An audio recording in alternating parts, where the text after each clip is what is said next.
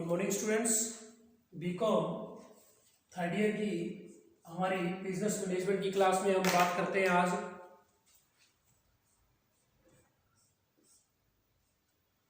आज हम third year की क्लास में बात करेंगे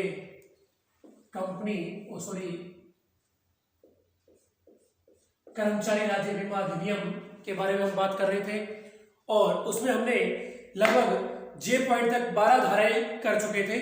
नेक्स्ट जो है, लेकिन एक बार मैं लिख दूं, कर्मचारी राज्य बीमा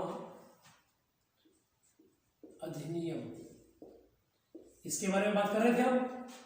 तो इसकी जो हमने 12 धाराएं कर चुके थे, आगे की हम धाराएं के बाद बात करते हैं।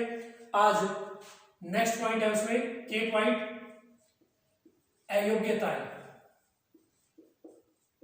देखिए, कर्मचारी राज्य बीमा निगम का हमने गठन किया, स्थायी समिति का हमने गठन किया, तो उसमें अगर कोई सदस्य अस्वस्थ मस्तिष्क का हो जाता है या दिवालिया हो जाता है या किसी तरीके से उसे दोषी पाया जाता है तो वो उस गठन में, उस समिति में अयोग्य माना जाएगा और उसे वहां से तुरंत प्रभाव से निकाल दिया जाएगा। ठीक है। नेक्स्ट इसमें बात आती है रिक्त स्थानों की पूर्ति। रिक्त स्थानों की पूर्ति, तो जो अयोग्य व्यक्ति हुए हैं, ठीक है, तो उनकी सीट पर उनको भरने के लिए, मतलब वहां पर नया व्यक्ति नियुक्त करने के लिए किसके पास राइट्स रहेंगे? केंद्रीय सरकार के पास ये राइट्स रहेंगे। अयोग्यता यानी कि अस्वस्थ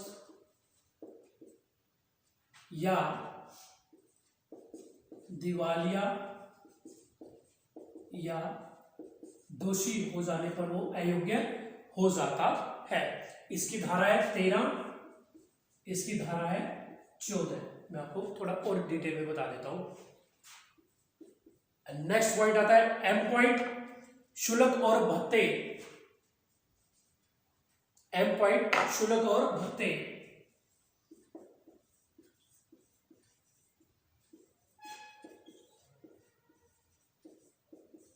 शुल्क और भत्ते ये भी कौन तय देता है? जो नियुक्त व्यक्ति है उन्हें केंद्रीय सरकार तय करती है कि उनको क्या क्या भत्ते दिए जाएंगे, कितना उन्हें पेमेंट दिया जाएगा। ये सारा केंद्रीय सरकार के ऊपर डिपेंड करता है। तो ये भी धारा 15 है। देखिए, रिक्त स्थानों की पूर्ति भी केंद्रीय सरकार करेगी, प्लस अगर कोई आकस्मिक रूप से भी कोई चला जाता है ना, आकस्मिक अगर किस प्रकार की छोड़कर चला जाता है, अपना त्याग पत्र देकर चला जाता है, तो उनकी पूर्ति करने का अधिकार केंद्रीय सरकार के पास है। ठीक है। तो उसके बाद नेक्स्ट बात आती है प्रधान अधिकारी।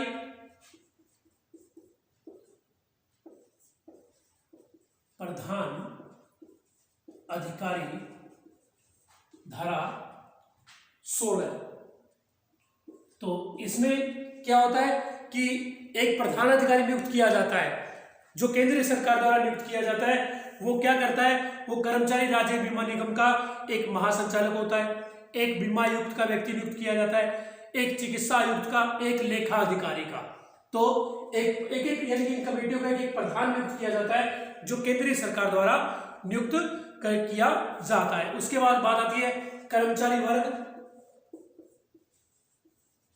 कर्मचारी वर्ग धारा 17।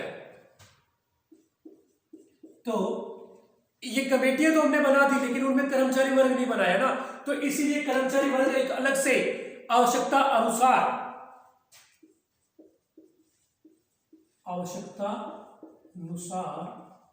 जो कर्मचारी राज्य बीमा निगम बनाया है, स्थायी समिति बनाई है, तो उनको जैसे जैसे कोई भी चतुर्थ क्लास के कर्मचारी चाहिए तो उनकी नियुक्ति यहां कर सकते हैं। निगम द्वारा नियुक्ति की जाती है, सेवा की शर्तें आदि के संबंध में इन्हें नियम बता दिए जाते हैं, और अगर केंद्रीय सरकार ने, सेवा आयोग ने किसी को सलाह लेनी है तो वो भी ये ली जा सकती है। उसके बाद स्थायी समिति के अधिकार।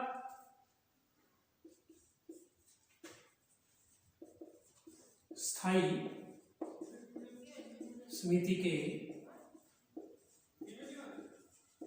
जो फिक्स कमेटी है जो हमने बनाई, उसके कुछ राइट्स होते हैं। नियम के मामलों का प्रशासन के संबंध में जो भी नियम बनाए गए हैं उनके अकॉर्डिंग ही वो उनके राइट्स होंगे। और एक राइट्स उनका क्या होगा, अगर उन्होंने कोई भी निर्णय लिया है तो उस निर्णय के संबंध में अपनी रिपोर्ट वो किसे, केंद्रीय सरकार के समक्ष उन्हें प्रस्तुत करनी होगी, या कर्मचारी राज्य बीमा निगम जो बड़ी कमेटी है उनके पास उस अपनी रिपोर्ट को भेजना होगा ही होगा। ये धारा 18 है। उसके बाद बीमित व्यक्तियों के स्वास्थ्य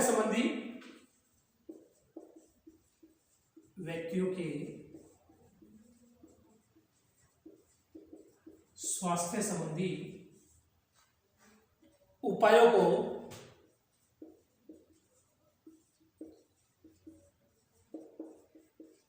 प्रोत्साहन देने के निगम के अधिकार देने के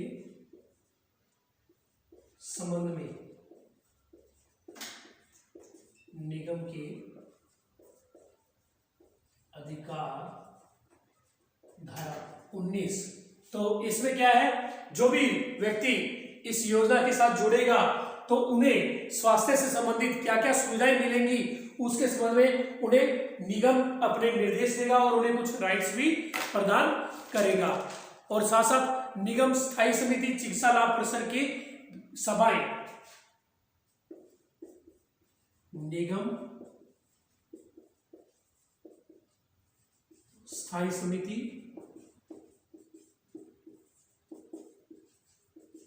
चिकित्सा लाभ परिषद की सभाएं।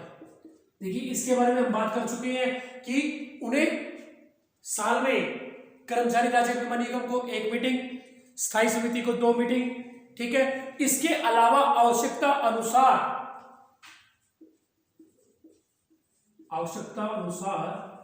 ये अपनी मीटिंग्स कर सकेंगे और करनी होगी इन्हें, ठीक है। और ये तीनों की भी 1 मीटिंग होना अति आवश्यक है समय समय पर।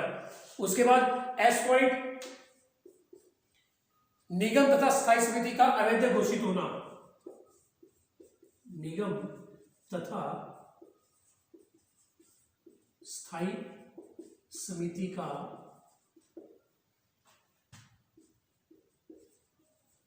अवैध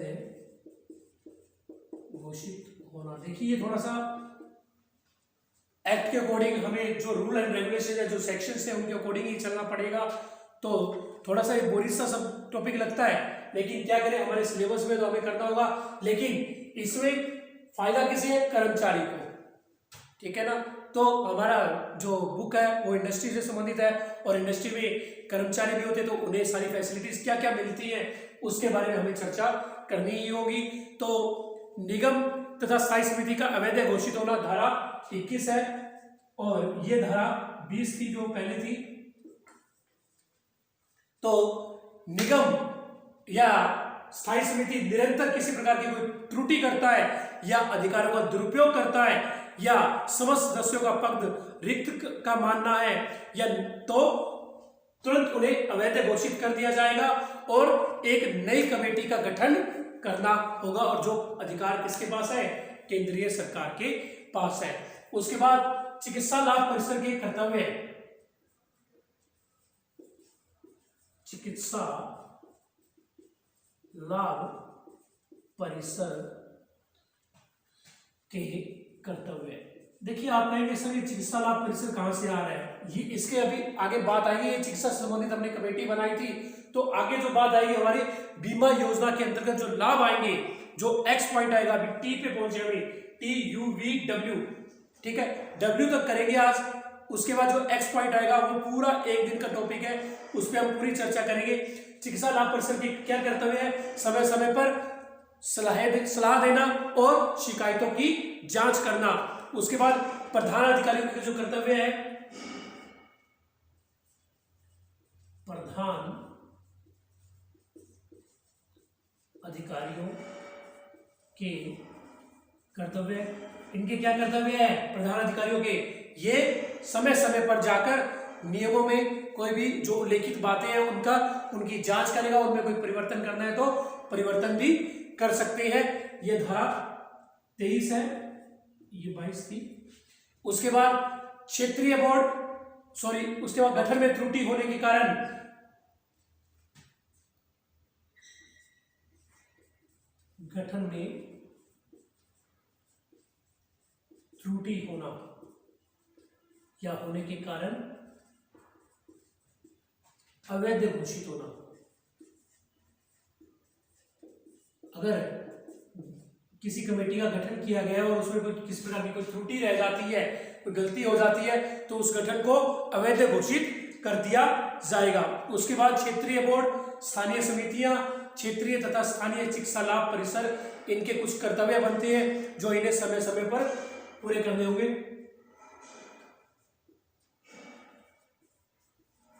क्षेत्रीय बोर्ड, स्थानीय समिति और चिकित्सा लाभ परिसर, चिकित्सा लाभ परिसर, ठीक है। तो इनके जो भी राइट्स हैं वो इन्हें समय समय पर उपयोग करने होंगे और जो इनके कर्तव्य हैं वो कर्तव्यों की पालना भी करनी होगी। ये बनाया गया है, ये 24 और ये 25, ठीक है। तो ये दो बातें होने के बाद हमारी आगे बात आती है चिकित्सा लाभ परिषद से संबंधित और बीमा योजनाओं के अंतर्गत लाभ। लेकिन वो लाभ होंगे 46 सेक्शन से, तो बीच में 26 से लेकर जो 45 तक सेक्शंस है वो वित्त संबंधी, अंकेशन संबंधी और अंशदान से संबंधित है। तो वित्त संबंधी मतलब कर्मचारी राज्य बीमा कोष का एक निगम बनाया जाता है, उसका समय समय पर उपयोग किया जाता है और संपत्ति आदि का ग्रहण किया जाता है। मतलब अगर कोई संपत्ति बेच रहा है और हमें आवश्यकता है तो उसे खरीदा जाएगा। संपत्ति का निगम में निहित करना और इसके अलावा बजट का हर साल लेखे तैयार करना, अनुमान तैयार करना। फिर ऑडिटिंग, समय समय पर हमने अपने खातों का अंकेशन करवाना होगा, वार्षिक रिपोर्ट तैयार करनी होगी, बजट अंकेशन संबंधी लेखे रखने होंगे और संपत्ति एवं दायित्वों का मूल्यांकन करना होगा कि साल में हमारे पास कितनी एसेट्स है और कितनी हमारी लायबिलिटीज है। उसके बाद अंशदान से संबंधित कुछ प्रावधान आते हैं कि सभी कर्मचारियों का बीमा किया जाएगा और सभी का कितना अंशदान है। प्रथम बार जो क्या कहते हैं अंशदान किया जाएगा, जो सहयोग किया जाएगा वो नियोक्ता के द्वारा किया जाएगा। उसके बाद निकटतम नियोक्ता से अंशदान की वसूली की जाएगी और अंशदान के भुगतान की व्यवस्था की जाएगी।